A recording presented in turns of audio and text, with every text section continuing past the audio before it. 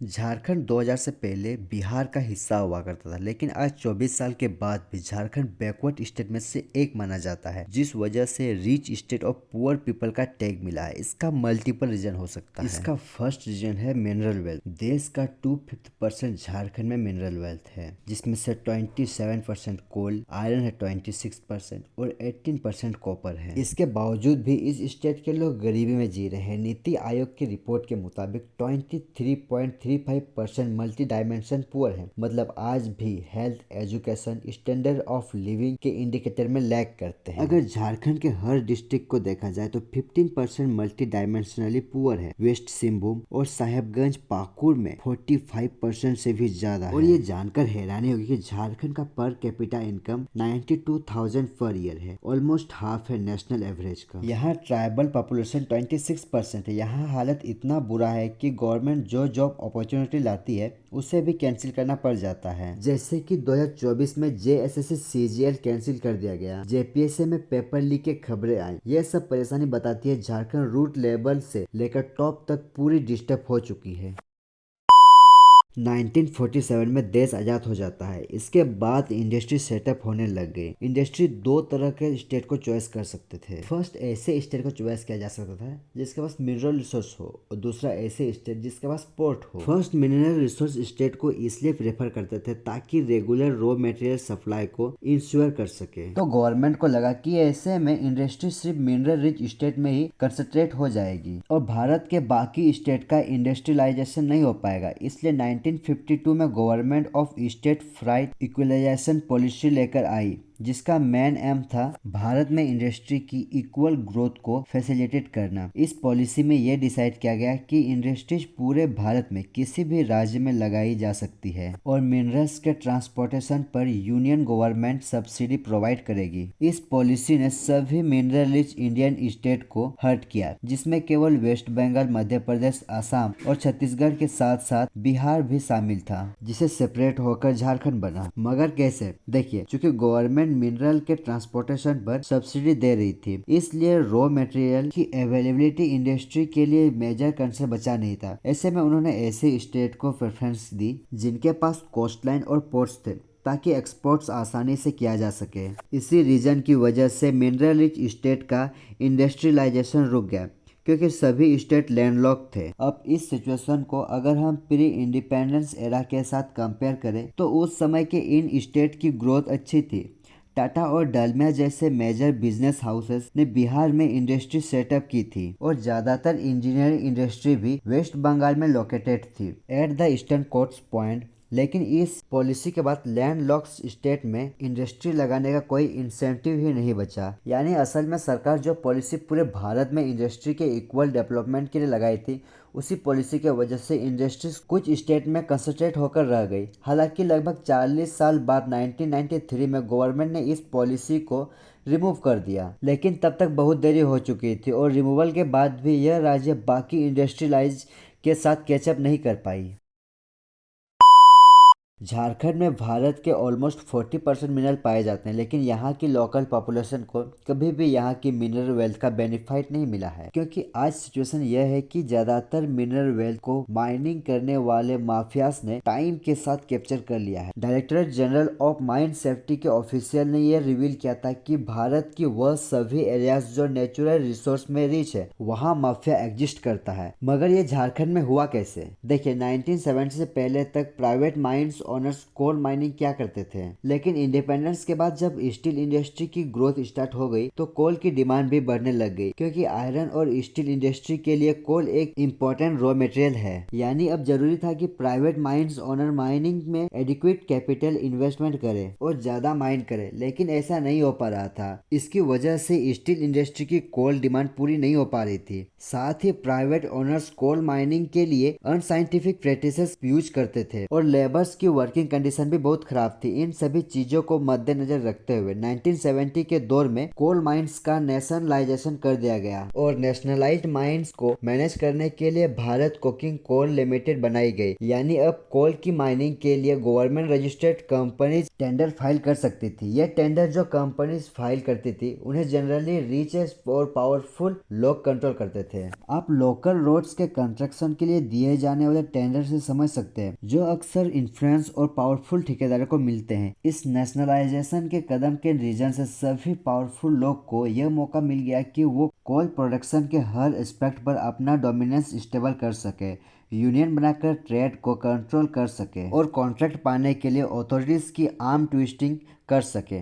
अब जानते हैं माफिया कैसे काम करते हैं। इसे समझते हैं। सबसे पहले माफिया पॉलिटिशियन और गवर्नमेंट ऑफिशियल के साथ क्लोज टाइज बनाते हैं ताकि उन्हें इनलीगल माइनिंग में सपोर्ट मिल सके। इस सपोर्ट के बदले पॉलिटिशियन को फंडिंग मिलती है, जिसका इस्तेमाल वो पॉलिटिकल कैंपेन को फंड करने और अपने पर्सनल कामों के लिए करती है। इसकी वजह से एक ऐसी साइकिल क्रिएट हो जाती है जहां पॉलिटिशियन पावर में आने या बने रहने के लिए ऐसे कोल माफिया के सपोर्ट पे डिपेंड हो जाते हैं। दूसरी तरफ गवर्नमेंट ऑफिसर को ब्राइब किया जाता है। इसके चलते वो भी इनलीगल माइनिंग को आंख बंद करके देखते रहते हैं और कोई एक्शन नहीं लेते हैं। सेकेंड, माफियाज अपने लिए लोकल पॉपुलेशन का सपोर्ट रेडी रखते हैं। इसके लिए माफियाज लोकल पॉपुलेशन को जॉब प्रोवाइड कर देते हैं, जिसकी वजह से लोकल लोग अपने इकोनॉमी सर्वाइवल के लिए इन माफियाज पर डिपेंड हो जाते हैं। इसका मतलब यह है कि अगर किसी गलत काम के खिलाफ लोकल पॉपुलेशन आवाज उठाएगी तो उनके लाइवहुड पर खतरा आ जाएगा। कुछ इस तरह से माफिया कोल इंडस्ट्री को कंट्रोल करने का काम करते हैं। और ये जो माफियाज है ना, ये सिर्फ ब्राइवरी या पॉलिटिशियन के साथ नेक्सस में इन्वॉल्व होने तक सीमित नहीं है, बल्कि एक्सटॉर्शन और कोल की चोरी तक में इंगेज्ड है। अब जैसे कि गवर्नमेंट का रूल यह कहता है कि कोल की माइनिंग आउटसोर्स की जाएगी और कोल का ऑक्शन होगा, लेकिन कोई भी कंपनी जो इस ऑक्शन में बिड जीतती है उसे 1 टन कोल ले जाने के लिए 1200 लोकल माफियाज को टैक्स देना पड़ता है। अगर नहीं देता है तो जीतने के बाद भी उसके ट्रक कोल साइट पर खाली ही खड़े रहते हैं, क्योंकि लोकल माफिया उन्हें कोल भरने ही नहीं देते हैं। हालांकि सेंट्रल गवर्नमेंट ने 2013 में माफियाज के इस नेक्सस को ब्रेक करने के लिए कोशिश जरूर की थी, जब उन्होंने 30 करोड़ का annual coal transport contract government entity Bharat coking coal limited से लेकर एक्स सर्विसमैन को ऑपरेटिव को देने का ऐलान किया था। लेकिन उस समय के धनबाद के डिप्टी कमिश्नर ये डिस्कवर किया कि एक्स सर्विसमैन के नाम पर कॉन्ट्रैक्टर्स ही ट्रांसपोर्ट कर रहे थे, यानी तब भी पैसा माफिया के पास ही जाता। यह रीजन है कि भारत कुकिंग कोल लिमिटेड हर साल 32 मिलियन टन कोल प्रोड्यूस करता है, जिसमें 10 मिलियन टन चोरी हो जाता है। लोकल न्यूज प्रभात खबर में 22 नवंबर 2022 को पब्लिश्ड एक रिपोर्ट बताती है कि धनबाद हर दिन माफियाज की वजह से एटलीस्ट 10 से 15 करोड़ का लॉस सफर करता है। और यह साफ दर्शाता है कि माफियाज की मॉडल ऑपरेंडी ऐसी है कि प्रोडक्शन से लेकर ट्रांसपोर्ट तक हर स्टेप पर उनकी प्रेजेंस है और झारखंड में मिनरल रिसोर्स उनके आम लोग तक इसका फायदा पहुंचा पाए उसके पहले ही ये माफियाज उसको एक्सप्लॉइट कर लेते हैं। थर्ड रीजन है झारखंड की अनस्टेबल पॉलिटिक्स। झारखंड की फॉर्मेशन आज से लगभग 24 साल पहले हुई, लेकिन अपने छोटे से इतिहास में यह राज्य 13 चीफ मिनिस्टर्स को देख चुका है। यानी यहाँ एक चीफ मिनिस्टर एवरेज 2 साल के लिए रूल कर पाता है। इनके कंपैरिजन में पड़ोसी राज्य बिहार और यूपी में सीएम एवरेज टेयर लगभग 3.5 साल का रहा है। सिर्फ 14 साल में यहाँ 9 बार सरकार बदली है और 3 बार प्रेसिडेंट रूल लगाया गया है। राज्य की फॉर्मेशन के बाद सबसे पहले बीजेपी के बाबूलाल मरांडी झारखंड के पहले सीएम बने, जो लगभग 2 साल 3 महीने तक पावर में रहे। फिर आने वाले 13 चीफ मिनिस्टर्स को आप इस लिस्ट में देख सकते हैं, लेकिन इस लिस्ट में सिर्फ एक चीफ मिनिस्टर ऐसे रहा है जिन्होंने 5 साल का टेयर पूरा किया, और वो है रघुवर दास। अब इस पॉलिटिकल अनस्टेबल के बहुत सारे इल इफेक्ट्स होते हैं, जैसे कि कंसिस्टेंट पॉलिसीज नहीं बन पाती और ना ही पॉलिसीज पर कंसिस्टेंटली काम हो पाता है। इकोनॉमिक ग्रोथ हैम्पर होता है, क्योंकि इंडस्ट्रीज भी ऐसे स्टेट को प्रेफर नहीं करेगी जहां अनस्टेबल गवर्नमेंट हो। और साथ ही हर गवर्नमेंट यह सोचकर काम करती है कि कैसे ना कैसे करके अगले इलेक्शन में सरकार बनाई जाए। लॉन्ग टर्म पॉलिसी के बारे में कोई बोर्ड नहीं सोचता है, पर सोचने वाली बात यह है कि क्यों इतनी अनस्टेबल पॉलिसीज। झारखंड में देखिए, सबसे बड़ा रीजन है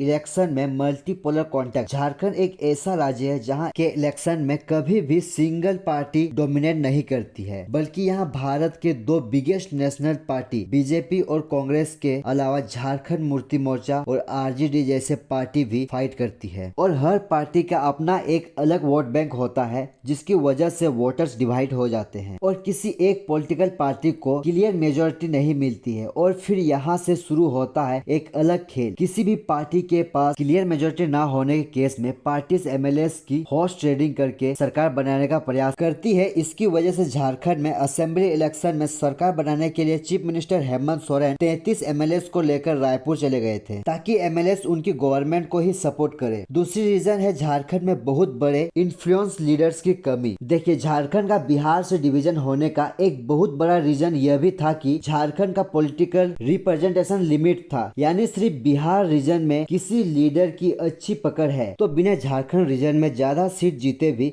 सरकार बनाई जा सकती है। यही रीजन था कि झारखंड की लीडरशिप की तरफ बिहार के नेता ने कभी ध्यान दिया ही नहीं। दूसरी तरफ बिहार में 1947 में स्टेट गवर्नमेंट के करप्शन के अगेंस्ट जेपी मूवमेंट शुरू हुआ था, जिसे लीड कर रहे थे जयप्रकाश नारायण और यही मूवमेंट बाद में सेंट्रल गवर्नमेंट में बैठी इंदिरा गांधी सरकार के खिलाफ हो गया था। लेकिन इस मूवमेंट से बिहार के कुछ बड़े नेता निकले, जैसे कि लालू प्रसाद यादव, रामविलास पासवान और सुशील कुमार मोदी। इसके साथ अगर आप बाकी स्टेट्स के एग्जाम्पल्स भी देखेंगे तो आपको हर राज्य में एटलीस्ट किसी एक बड़े लीडर का नाम पता होगा, भले ही आप उस स्टेट से ना हो। जैसे उड़ीसा में नवीन पटनायक, यूपी में मुलायम सिंह यादव, योगी आदित्यनाथ, आंध्र प्रदेश में चंद्रबाबू नायडू। लेकिन झारखंड में ऐसे बड़े लीडर का नाम शायद ही आपको याद होगा जिसका इन्फ्लुएंस लार्ज स्केल पर रहा हो। यही रीजन था कि झारखंड की फॉर्मेशन के बाद भी लीड करने के लिए कोई ऐसा इन्फ्लुएंस लीडर नहीं था जो सक्सेसिव गवर्नमेंट्स फॉर्म करे। तो गाइस, अगर वीडियो आपको नॉलेजेबल लगा है तो लाइक करें और चैनल को भी सब्सक्राइब करें ताकि आपको ऐसे नॉलेजेबल वीडियो मिल सके।